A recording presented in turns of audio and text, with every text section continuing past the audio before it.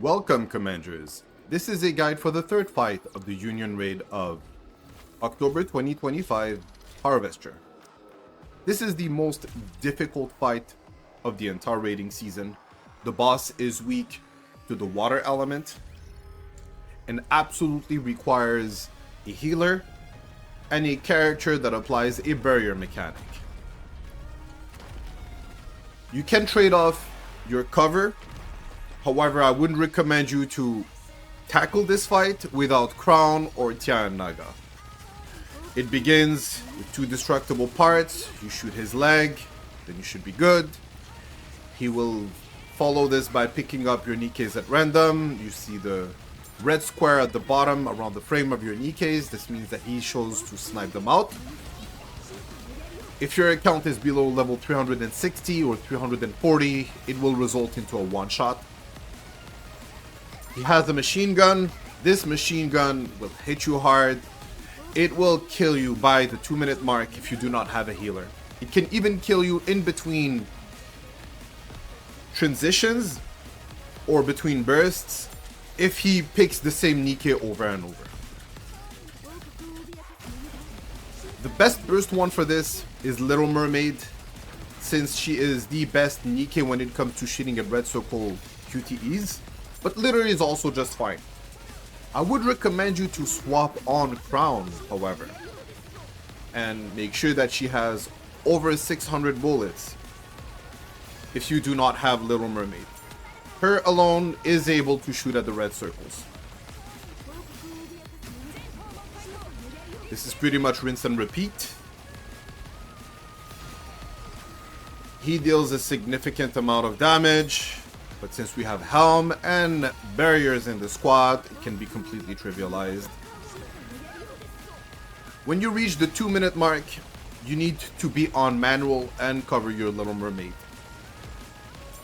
This boss has a second phase. It begins with a giant death beam that will most likely one-shot your entire team if you're not high level enough. So he will fall on the ground, then back up, respawn his legs, and pretty much shoot his death beam. It cannot be interrupted. If you do not have a barrier up, you will be dying. Voila. Since Little Mermaid is weak to his element, she will be one-shotted even if there is a barrier mechanic. On the second phase, he will pretty much be throwing grenades at you. You can completely ignore them. They're really easy.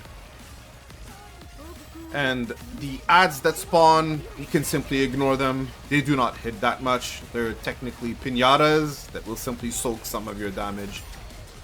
You don't want to lose that. That's pretty much it. The fight is about to end in 20 seconds. We'll just show you the rest of it. End is imminent. 10 seconds.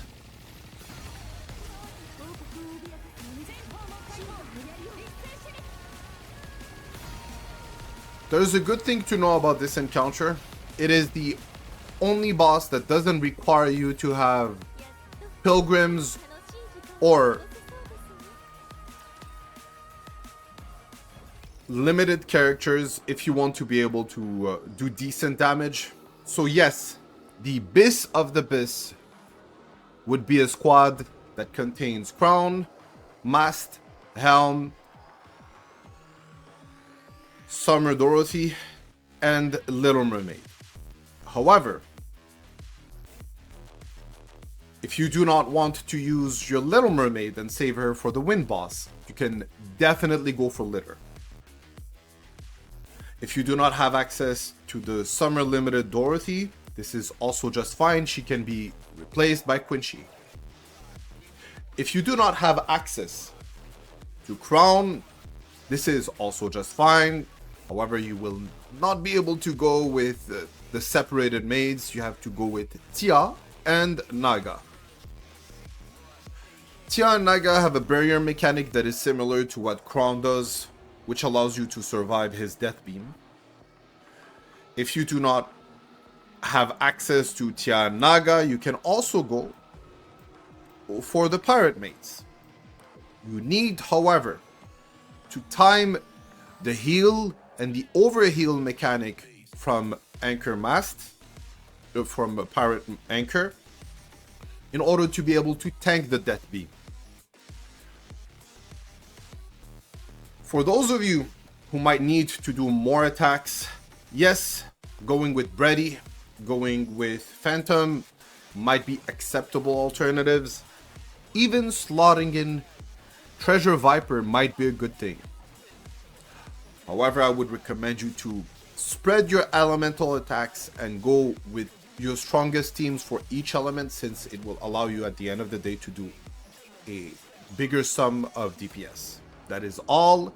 If you have any questions, if you have any comments, leave them below. I will be addressing them without exception. Have a wonderful day.